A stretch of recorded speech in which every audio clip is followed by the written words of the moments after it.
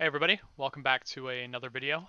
Today we're going to be talking about Fire Mage, and this is going to be the last video of the Mage series, I guess. Let's get to it. So with Fire, I'd say it's the easiest spec to understand, but the hardest to execute as of right now, especially with the azerite traits that we're taking. And we'll get into why I think that. Um, but obvious play style with Fire Mage is that we're just trying to chain crits and get them so that we can get an instant cast Pyroblast. And we can do that by two ways: is critting on our Fireball or any other spell. Well, yeah, basically. And then using a Fire Blast, which you can use while casting to get two crits in a row. So then you can have an instant cast Pyroblast, or you can have an instant cast Flame Strike. You're never going to want to be casting Pyroblast unless you take the talent, which I don't recommend, and you will never ever be hard casting Flame Strike. Two big no-nos. So with that off the bat, let's get into talents. On tier 15, we have the choice between Firestarter, Pyromaniac, and Stirring Touch. Pyromaniac is a pretty cool ability. Every time you use an instant cast Pyroblast or Flame Strike, you have an 8% chance to react or instantly reactivate your Hot Streak. So then you'd get a free extra Flame Strike or Pyroblast, but that's an 8% chance, and compared to the other two, it's pretty lackluster. Let me rephrase. Compared to Searing Touch, is pretty lackluster. Then we got Firestarter. I kind of like this to cheese on early progression fights. Um, and the way we do that is while the enemy is above 90% HP, your your Fireball and your Pyroblast will have a 100% crit chance. So if I just turn that on really quick, this training dummy will always stay above 90%. So you'll see that every single thing that I use will crit. And that's really nice because you can get into a Rune of Power and just, basically do what you would do in Combustion. Um, you know, while not being in Combustion, and that's really nice because you'll get to use Combustion once you drop to the 90% HP. So your opener is going to be insane, I guess is the point I'm trying to make. Um, so we'll get to Searing Touch now. This is the talent that I highly recommend taking. Scorch deals 150% increased damage and is guaranteed to critically strike while the target is below 30% HP. This is insane because it is an execute basically. And Scorch is awesome because you can move while casting it, and now on top of it, it'll have a 100% crit chance. So you're going to be spitting out Pyroblasts like it's your job. So your damage goes up by insane amounts when you get to sub 30% HP on the boss fight. And in most boss fights, things tend to get a little difficult. People are dead. In Mythic Gahoon, you gotta turn away for the gaze of Gahoon. You gotta be making sure that you're soaking boils. You gotta make sure that you're not standing on the pustules. And being able to have 100% mobility during that phase means mechanics are a joke because obviously you don't want to be on the run the whole time, but being able to keep 100% uptime on your damage is something you can, it's insane. So Searing Touch I highly recommend. Then we got tier 30, and I make this joke in every single one of my videos. You're going to have a hard time convincing a mage not to take Shimmer. It feels so good to take. It allows you to blink while casting. So you can try and keep that 100% uptime on your DPS, which is really important. Blast Wave has some niche, I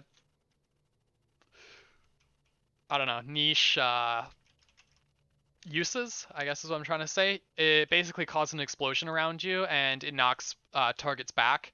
So this is, you could think of it like Typhoon on Druid. If there's an elite, the biggest use you would use this for is that if there's an elite mob that cannot be interrupted with traditional counterspell or a kick, you could use this and it'll knock them back. Some mobs can't be knocked back, but the ones that can, you can interrupt their casting that way. If you take this, you will now have 3 interrupts basically on 3 different diminishing returns. Obviously, Kick never has a diminishing return, but then you got your Disorient, which will do the same thing basically. It'll stop their unkickable spell casting, and then you'll also have Blast Wave, which is put that on my bar and show you what it looks like. And it'll knock them and prevent them from casting again. Now, this is more of a single target raid uh, type video, so I wouldn't recommend taking Blast Wave because there's not much I don't know. There's just not much you can do with it in a raid. And then you got Blazing Soul. Casting Blink ignites a blazing barrier around you. That's your shield. That's this thing. That's nice, especially if it's on CD. But you know what's even more nice is being able to blink twice while casting. Excuse me. Now we're on tier 40. Oh yeah, so always take Shimmer. We're on tier 45. Rune of Power is going to be your go-to. You never really want to take Encounter's Flow because your combustion is a big part of your DPS. So you want to make sure that you're standing on a combustion lasts for 10 seconds. Rune of Power lasts for 10 seconds. So you get 40% increased spell power while you're combusted. It's insane. Whereas Encounter's Flow, the max you're ever going to get is 20% increased spell damage. But it's more consistent.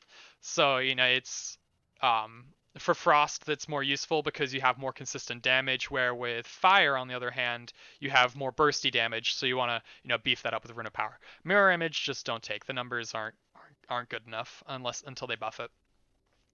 In raid, your choices are either going to be Flame On or Phoenix Flames. The majority of the time, because of the azerite trait we're going to take, I would highly recommend Flame On. I almost never take Phoenix Flames in raid anymore, actually. Before Blaster Master, which we'll get to, I did take Phoenix Flames to some fights like the Mythic Zekvaz or, high trash scenarios. Mostly Mythic Zekvaz. The rest you're going to want to take Flame On. It kind of sucks that we're forced to choose between the two now in BFA, where in Legion we could have both, but it's the way it goes. And Alexstrasza's Fury, Dragon's Breath always critically strikes and contributes to your hot streak. That's nice, but because it's a 20, it's not even a, I don't know, you have to be, like this didn't hit that right there. So you have to be on top of the target to get your full benefit out of Alexstrasza's Fury. So Flame On is going to be your predominantly what you're going to take, unless you have the Blaster Master Azerite traits like I do. We'll get to that. Tier 75 is personal choice. I highly recommend Frenetic Speed, though. What it does is when you cast Scorch, it increases your movement speed by 30% for 3 seconds. In conjunction with Searing Touch, now you have 130% movement speed while having 100% crit chance. Pretty nutty. So I highly recommend Frenetic Speed. Ice Ward's nice. It gives you 2 Frozen Novas, and Ring of Frost is more of a PvP talent. But I take Frenetic Speed 100% of the time, though the caveat is that it does come down to personal choice. So for tier 90, now we have something that you're probably going to be changing quite frequently. Living Bomb is something that I only take on Gahun. And that's because the ads that spawn, they are usually clumped together, and they die very fast, and I can usually get 2 living bombs in while they're alive. Whereas if I took Flame Patch, they're also always moving. So Flame Patch, what it does, it leaves a patch of flames on the floor, dealing damage over 8 seconds. Now this is really good if you can guarantee that they're going to stay in the 8 seconds, because each time you use Flame Strike, it layers another flame patch on the ground, so it stacks. So if you put 2 down, and right here it says you do about 4k damage over 8 seconds, if you have 2 on top of them, it's going to be 8k, and it just scales like that. So it's really good, and I like taking Flame Patch a lot, especially in Mythic Plus. And I would recommend taking it on like Mythic Zekvaz or something. The Living Bomb also has, it depends how much you gotta think about this tier, because if on like Mythic Zekvaz, for example, the ads are dying really quickly because maybe you've got a Frost DK on your team, or you've got other people that are like just tearing apart those ads, Flame Patch isn't going to give you as much benefit because they're not going to be alive for 8 seconds. Whereas Living Bomb, it's instant cast, and you're going to get more worth out of it. Conflagration is your plug and forget. Basically, it just adds another dot to your target, and this is what I take whenever I'm doing single target. So, highly recommend that you always have a Tome of Tranquil Mind on you at all times, especially when you're playing Mage, because for Frost and Fire, you're frequently switching talents, whereas for Arcane, you're not as much. So Always make sure you have tomes on you. And then for the last one, you're always going to take Meteor. Pyroclasm is tempting because bracers, legendary bracers from Legion. This is what that talent was, and it was best in slot. Though there are a couple of differences. Is that it did 300% increased damage. Though this can hold 2 charges, which is nice, but it's just not worth with the amount of crit that we have as of right now in BFA. And so, the only reason, like, the only time it really felt worth to, use is if those crit, which they are less likely to do now. Kindling's okay, but Meteor, this is down to a numbers game, and Meteor just kind of, takes precedent. It's really nice because, like I said, where Fire Mages really rely on their combustion to do big damage.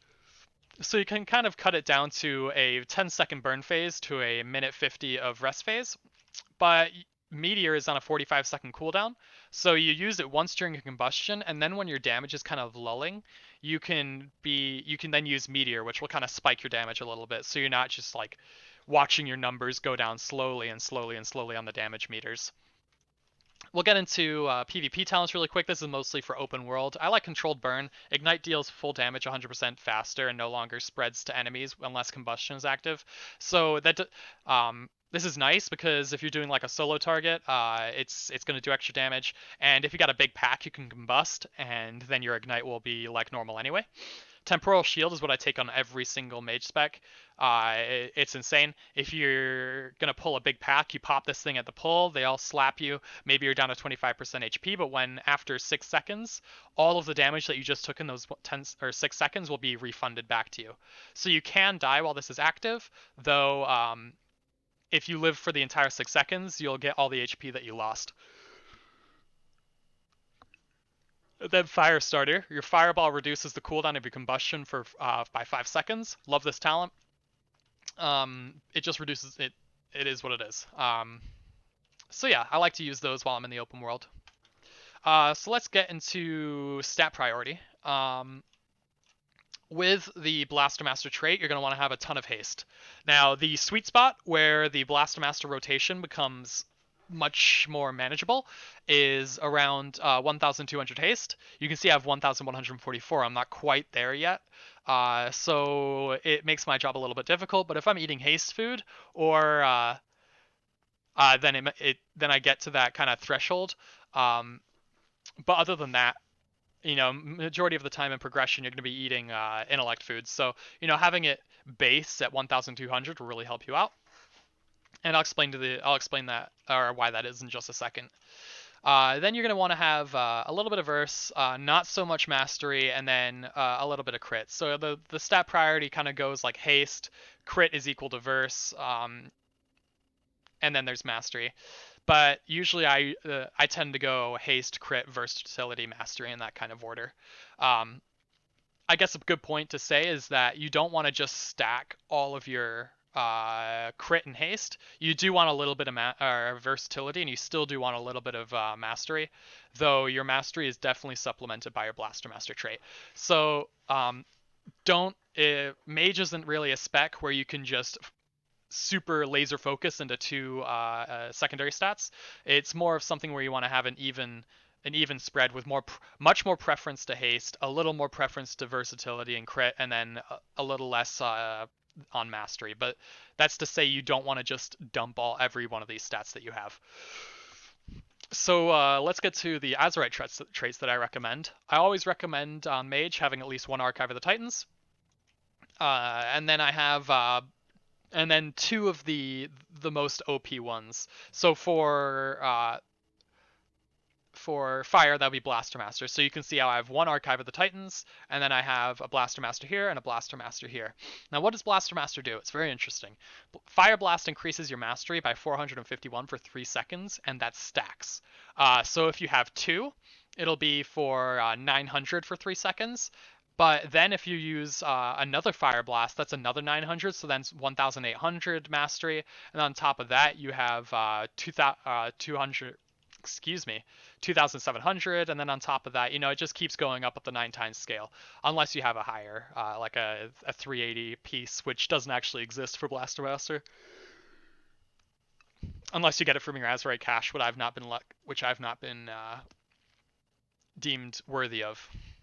Still, a little frustrated about that, but whatever. 375 will do for me. So how do we play around Blaster Master? It's very interesting. So this is why I say that it is a easy class to understand, but if you use Blaster Master, it becomes very hard to apply, and becomes the hardest spec of the 3 mage specs. With Blaster Master, you have about a 100 millisecond margin for error, and that's because you want to use your Fire Blast at between 500 milliseconds and 400 milliseconds left on your Blaster Master buff to then use another Fire Blast to reset to stack it and then reset the cooldown. So I'll have a weak aura here, and you can see what I'm talking about. See how it's like ticking down, ticking down, and then I want to use it here. And I was a little late on that one. So this is something that you have to practice a lot, and it's something that I'm still perfecting today. I'm gonna eat a little haste food here so I can get a little better at it. But while I'm eating haste food, we can talk about how many stacks you should be able to expect to get. If you were a troll and you have you're in luck. You'll be able to get 5 stacks of the Blaster Master, and that's only with your Berserk Racial, and that is only with Lust, and you're going to be combusting as well. And that's really important because you need so much haste to even get to 5 stacks, and the only way you're going to get that is through having the Berserk Racial on top of Lust, on top of your Combustion, and any unused trinkets that you have. But Combustion and or Bloodlust and Berserk Racial are what you're going to get. If you are not a troll, it's not so bad. You'll be able to stack to 4, and that's why you need to meet this like 1200 threshold, because it all comes down to the CD of your Fire Blast recharge. And because, I don't know, I'll show you how I do it, or how it should look. I'm not going to throw a meteor in there, but it usually will. I'll get to that in just a second, but this is how it should look.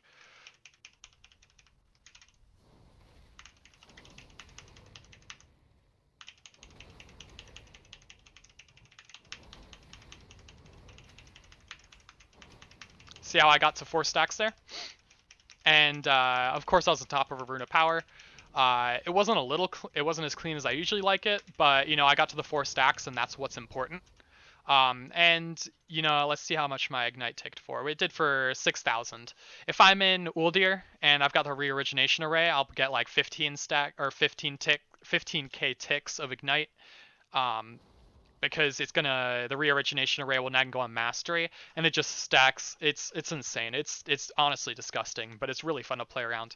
So you have that 1 millisecond margin for error, and the whole idea is that the reason why you want to use it between 500 milliseconds and 400 milliseconds on your Blaster Master is that if you do it after 400 milliseconds left, then it's going to be too late. If you do it before, then your Fire Blast is not going to be off CD for you to reset that stack and get the 4.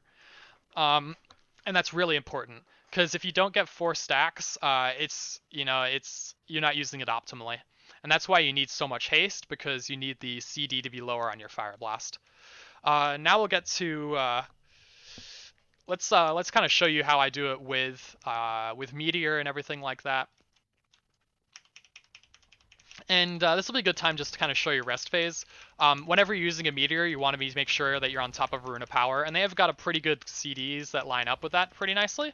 And I'll kind of just do like a minute of damage right here. Hopefully I don't mess it up. Pressure's on, right?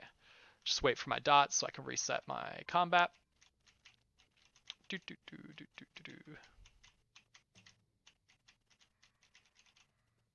There we go. All right, so let's roll up the sleeves and show you what this is about.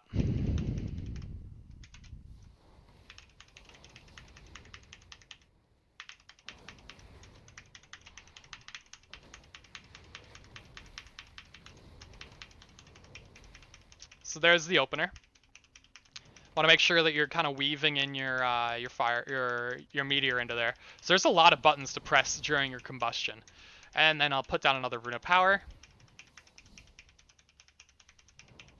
And just into your regular rotation, you're just going to be fishing for crits, then use a Fire Blast to get into it. And you see how my Rune of Power is almost off CD with a 15 seconds left on my Meteor.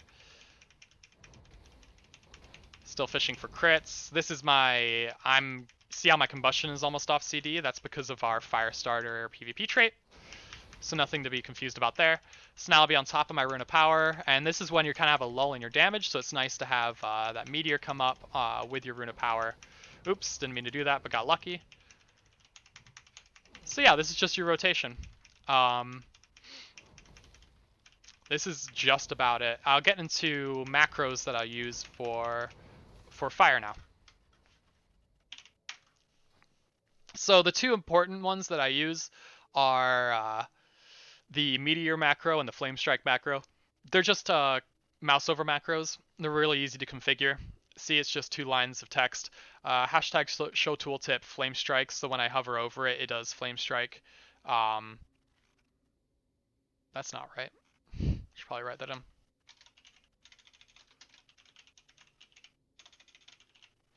Ugh, typing, how's it work? Save. And then enter /cast space in brackets at cursor flame strikes. And all that does is that when I hit flame strike, it'll be wherever my mouse pointed. And that cuts out the middleman for doing your CDs. I have the exact same one for Meteor, a /cast at cursor Meteor, and that's really important when you have so many. You got to be really focusing on your Blaster Master, how many seconds you have left, and on top of that, you're going to be hitting like Scorch the entire time. You're going to be hitting Fire Blast, going to be hitting Pyroblasts, and you want to fit your Meteor in there. I'm going to have to bring this up here, but having to hit the button, then click this is a huge waste of time in the precious 10 seconds that you have. Actually, this is kind of a caveat. While you're in combustion, only ever use Scorch, never use Fireball, because it's instant. There's no travel time. See how it hits it immediately, where with Fireball, you have to wait all this time before it tells you that it crits. And that's not good when you only have 10 seconds for your combustion, so you always want to be using Scorch, where A, it's a lower CD, or it's a lower cast time, and B, it hits the target instantly. And on top of that, you could say, well, Scorch doesn't do much damage as Fireball. Why wouldn't you use it during a combustion? Well, the only damage that really matters during a combustion is your Pyroblast and your Ignite with Blaster Master.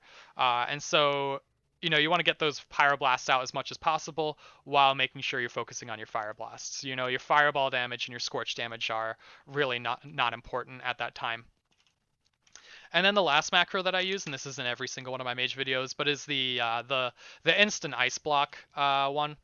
Now, Ice Block is on the GCD, so I tend to spam the button frequently, which can be bad with this macro, and I'll explain why in a bit. So I have 2 separate Ice Block buttons. One is on my mouse button. It's bound to F12 because I don't use that button, so it's on my mouse to alleviate any confusion. And then I have one on Shift mouse button, and this is my macroed one, this is my unmacroed one. So if I'm panicking and I know that I need to be like soaking something, or there's big damage coming in over a long extended period of time, and I don't want to accidentally come out of it really quick, I'll be using this Ice Block, and I'll be spamming it, because if you spam it, it won't take you out. However, if you use this macro that I have configured, the stop casting is to stop me casting. It doesn't always work if you just have one, so I put 3 just to be safe. And the important part, though, is the /cancel aura Ice Block and the /use Ice Block. And basically what that does is that you can spam it really quick, and you can go in and out of Ice Block within a GCD. Now, a lot of people be like, well, that doesn't seem very useful. But in my opinion, that is insanely useful, because if you ever get like a deadly dot, or basically it's just dots, or you get CC'd, you can dots and CCs basically is what you can use this for. So if you get CC'd and you want to continue doing damage, like on Vectis, if you get Gestate and you just want to keep pumping DPS because you're trying to pad, you can use this macro, and I'll demonstrate in a second. Or if you get like a deadly dot, then you want to drop it because Ice Block will get rid of any dots that you have, then you can use this and just watch what it does. I can get in and out of it really quick, whereas you can't do that with the standard Ice Block. So this macro is a game changer for me. Other than that, I don't really have anything to add. I hope you guys learned something. and I'll catch you guys next time. Thanks for watching.